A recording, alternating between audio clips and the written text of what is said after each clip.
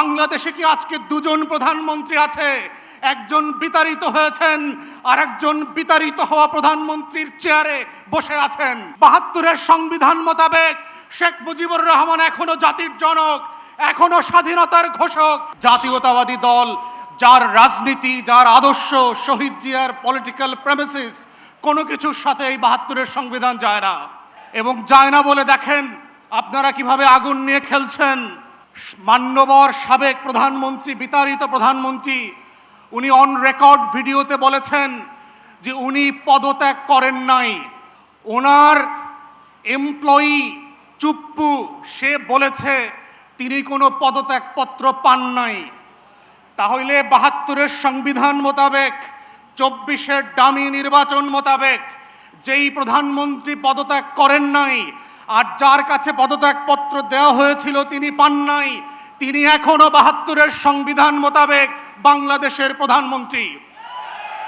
তাহলে আজকে যারা ৭২-এর সংবিধান নিয়ে খেলছেন আপনাদেরকে জিজ্ঞেস করতে হবে নিজেদেরকে, বাংলাদেশে কি আজকে দুটো সংসদ আছে? বাংলাদেশে কি আজকে দুজন প্রধানমন্ত্রী আছে? একজন বিতাড়িত হয়েছেন আর একজন বিতাড়িত হওয়া প্রধানমন্ত্রীর চেয়ারে বসে আছেন।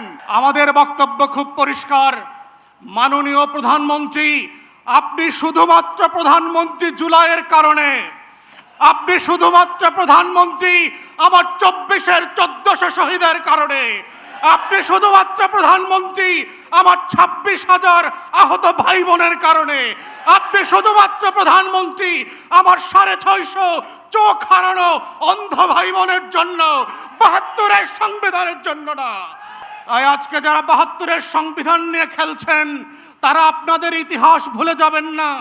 পঞ্চম সংশোধনী ফিরায় নিয়ে আসার যে রাজনীতি আপনারা প্রস্তাব করেছেন এইটা ৭২-এর সংবিধানে যায় না। ৭২-এর সংবিধান মোতাবেক শেখ মুজিবুর রহমান এখনো জাতির জনক, এখনো স্বাধীনতার ঘোষক। তাহলে ২৬শে মার্চে স্বাধীনতার ঘোষণাপত্রের দিন আপনারা কেন শেখ মুজিবের কবরে ফুল দিতে গেলেন না? সেই প্রশ্নগুলো আপনাদেরকে করতে হবে।